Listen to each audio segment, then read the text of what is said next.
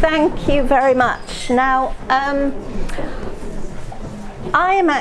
my name is Paula Laycock, but I have to let you into a secret. I'm not a landscape architect, I'm not a historian, sorry, and I'm not an archivist. I was actually a registrar for about 25 years of my life at Churchill College, and when I retired in 2014 I took on the role of College Records Officer, a very part-time role.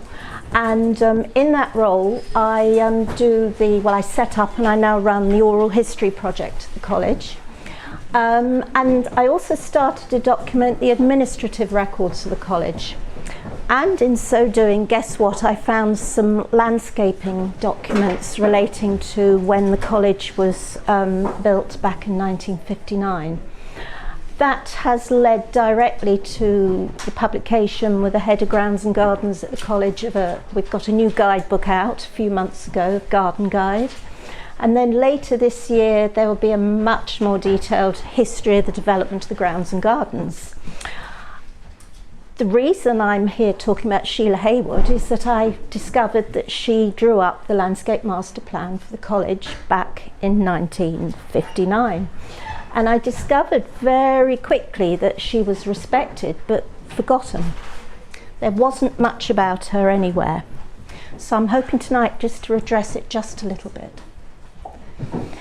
Very quickly, I'm going to work through chronologically. I'm going to look at a few of her influences, a few of the challenges she faced. Very, very briefly, we've got very little time, look at her work at Churchill and her legacy. This is Churchill College. You'll see it's a modernist architecture. It's actually brutalist. And this is the fantastic Hepworth sculpture 4-square walk-through, quite iconic for the college. And it is a 42-acre site. It's one of the only colleges that has its whole campus on one site, in Cambridge, that is. But I'm going to start at 65 Hillgate Place in Notting Hill, which was where Sheila Haywood lived from the 1950s to the 1980s. I also discovered quite early on that she rubbed shoulders with the great and the good wherever she went. And this house, some of you might remember, was used in the film A Touch of Class with Glenda Jackson back in 1973. But it was also the site of a burglary in 1981, and all of Sheila's valuable paintings were stolen, but more importantly, her field photographs and slides, and a lot of her papers.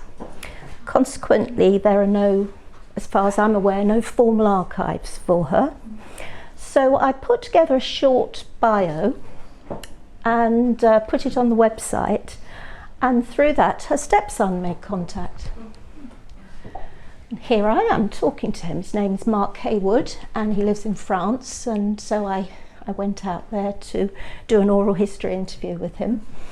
And he really is my only real first-hand evidence for her, because she didn't have any children. She came into his life when he was 3 years old, and he had great affection for her. And he said it's with Sheila that he saw the Tate, the National Gallery, the Courtauld, visited sites where she worked, Bracknell and elsewhere, had lunch at the Architectural Association, met friends and colleagues, listened to conversations between people with opinions that laid the basis of my own opinions, artistic taste and culture. And I had to show this rather curious painting that he's done that was up in his attic.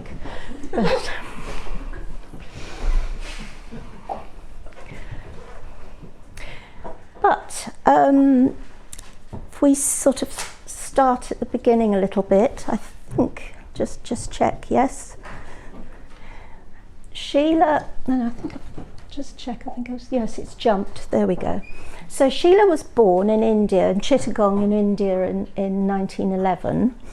Her father was railway traffic manager on the Assam Bengal Railway. And so she lived her formative years in India, and her early education was here. At some point in the 1920s, the family moved to England, and with her mother and maternal grandmother, they moved to Fetcham Park in Surrey.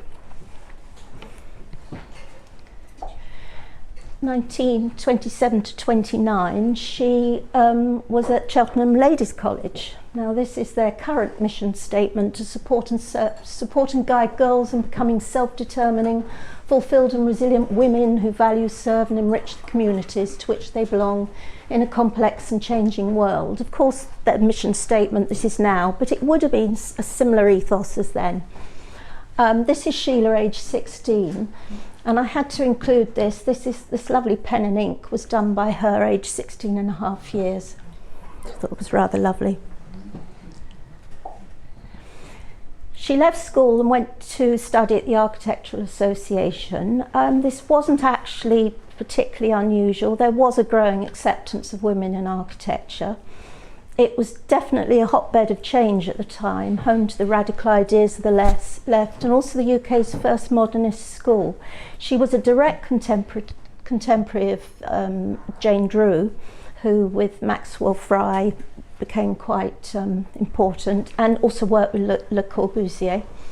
But for us, it was her office experience in Jellicoe's practice that was relevant here. And it was obviously successful, because she became his assistant from 1939 to 49. Now this is just a handful of Jellicoe's projects which she would have been involved with. I think she did go out to Zambia with him, but I'm still working on that. But most certainly she did the work at the Earle's cement works. And here she is, Jellicoe's design team in 1943. See her at the back there and Jellicoe there, and this is Mrs. Taylor and her assistant. Mrs. Taylor did the model. Earle's Cement Works, now the Breedon Hope Cement Works, and I'm going to tell you a very, very quick story. We were on holiday, my husband and I, in Derbyshire, driving through Hope, village of Hope, and as we went through, I went, Hope Valley Cement Works, Sheila Haywood. I said to my husband, brilliant, now I know where it is. He went up to the entrance, drove the car up to the barrier was raised, parked the car, pushed me into reception. He said, ask. I asked, and would you believe it? They said, yes, Malcolm will know. And Malcolm, an engineer, turned up in his high-vis jacket and said, oh yes, I recognise the name. And we all donned our high-vis jackets, walked across the cement works into this little office. And basically this is his archive of all of the Earle's cement works. All the papers are stored in there. And that was just wonderful. He had some stuff about Sheila, and that was wonderful, just luck. Well, jumped again. So in 1940 she married Flight Lieutenant John Mason Haywood, who served in the RAF during the war.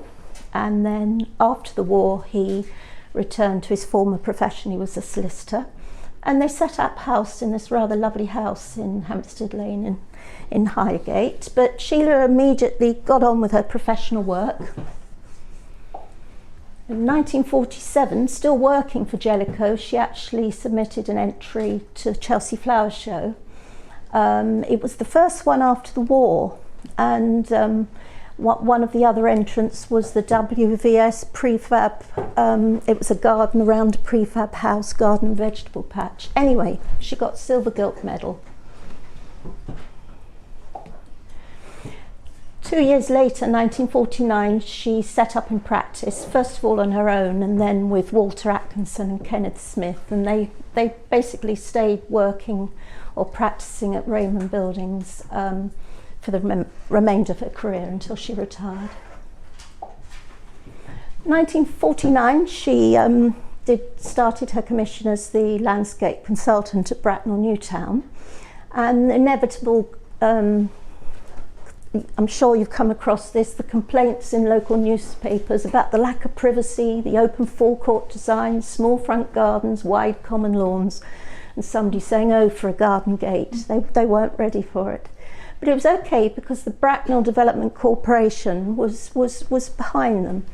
Members of the board realised the importance of landscaping from the start. Sir Lancelot thought a new town should never be seen without trees and foliage, just as a woman should not be seen without her makeup. And then there's this nice piece in the Reading Mercury. Bracknell residents may have noticed an attractive, dark-haired woman, warmly dressed and carrying various maps and notebooks, walking about the land upon which the new town's to be built. There is a purpose in her wanderings, for the woman is Mrs. S.M. Haywood, recently appointed landscape consultant to the Development Corporation. How nice, but what if imagine if it was a man. Would they have written it like that? I don't think so. And then, in fact, we find also in the Reading Mercury that we note that key men have been appointed. Bracknell Development Corporation has appointed the key men. And if you look right down at the bottom, and I thought landscape consultant was, in my innocence, was quite an important job, the corporation have also appointed Mrs. Haywood as landscape consultant. So she's certainly not seen as a key post, which seems a bit surprising. So she was a professional working woman, and interestingly, she didn't think it was unusual, and Mark Haywood was telling me she never complained, she never thought that people were being unfair towards her. It was, of course, a time when it was normal to stay at home, and women often stopped working. She didn't. Unfortunately, it was to the detriment of her home life, and Mark wrote this: "My father found Sheila worked too much, didn't cook the meals. She knew how to make a breakfast and how to fry eggs, sausages and bacon, but she didn't really go beyond that because there was a cook." Sadly, the marriage failed, and her husband actually walked out on her and then married 3 further times. She was devastated. Press it again. But she carried on working, and here we are in 1954. She's the lead writer here for this article in Housewife, and she's actually, there's 3 garden designers, and she's one of the 3. The other is Peter Youngman and Marie Shepherd. So rather nice.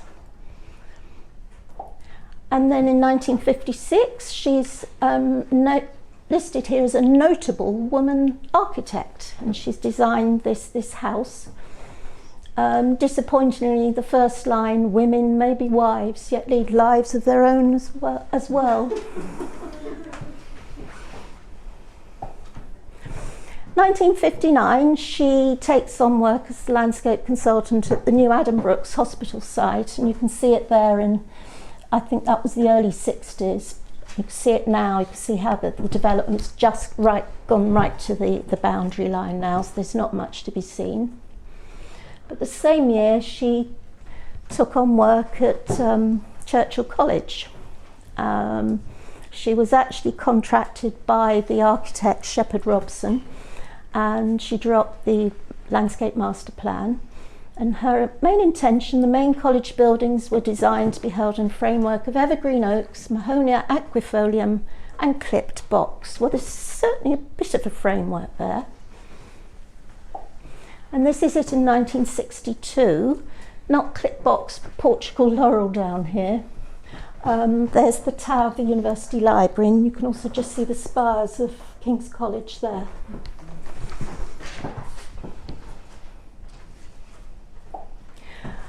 She had a few issues though at Churchill College, not least compaction of the soil. They'd actually built the college so quickly, the bulldozers rushed over the site, that the ground was appalling, very waterlogged. There was inevitably damage from rabbits. They then walked into the big freeze of 62, 63. So a lot of shrubs and trees were killed, just perished. Including the framework of evergreen oaks, unfortunately. She also faced problems with personalities. The bursar, retired Major General, the Master Sir John Cockcroft, Nobel laureate, he split the atom. Very, very keen amateur gardens, but very, very strong views as well. And in addition to that, the fellowship she had to report to, who were, a lot of them were engineers, who all had their own ideas about how close you could plant trees to buildings, and it was very difficult for her, and as a result her plan was only partially implemented. But she shouldn't have been too disappointed. I recently was reading Tim Richardson's lovely glossy book on Cambridge College Gardens. It's just been published. And Peter Youngman, who was asked to consult on a garden in 1948, wrote, "A garden is a work of art, and a committee can no more design the details of the garden than it can compose a sonata or a sonnet." And then you see that all of his recommendations were rejected. So I don't think she should be too disappointed. So her work focus increasingly was on industrial landscapes. There's a lovely sort of mixture of power stations, sewage works, cement works, factory sites, refuse tips. But she did do some residential work. Chelwood in Fry and Barnet, which she actually was one of the named architects as well as doing the landscaping. And Oaklands in Reading, which is a residential block of flats. Importantly for her, in 1972, she went out to India with this wonderful book. She went out with Sylvia Crowe, Susan Jellicoe and Gordon Patterson. And this was the result of a really successful trip. In 1967, she actually sent a letter to the ILA to decline their nomination for vice president. I mean, she was just 56. I believe I've been on the council for some 15 years and have enjoyed it all. However, I feel it's now time I step down, as I think it's extremely important to have vacancies available for younger members who can bring a constantly renewed drive and enthusiasm to institute affairs. So why is she unknown today? I mean, is it? I don't know. She didn't seem to want or see a need to promote herself. Maybe she was shy, very self-effacing anyway. Was it because she was a woman in a man's profession? But we've seen wasn't a problem for Brenda Colvin and Sylvia Crowe.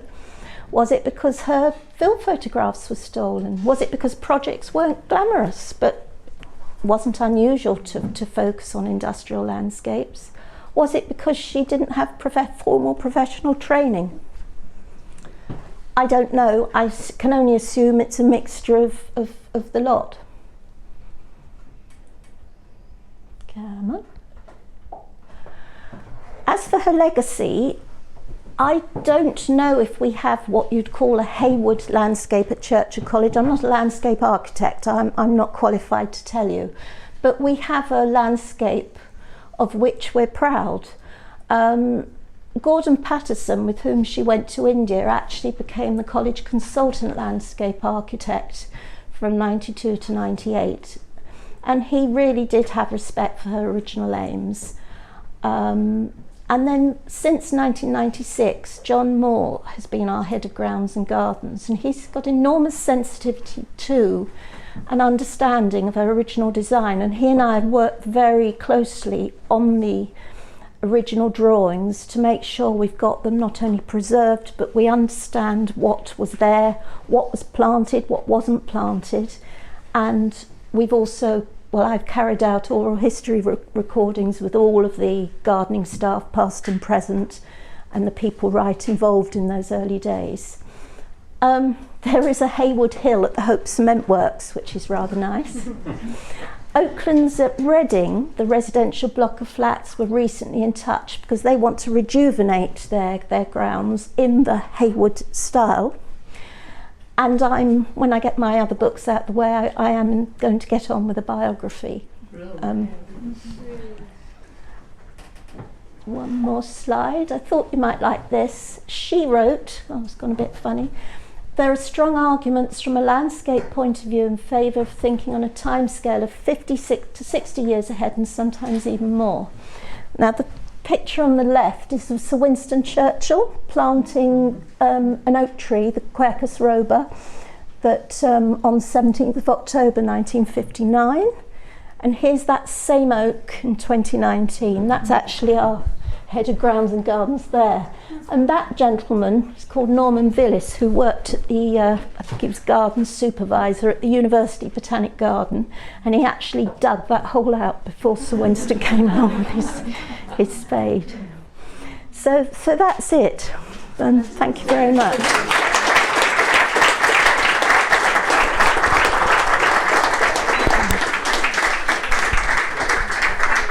Thank you, Paula. That was amazing.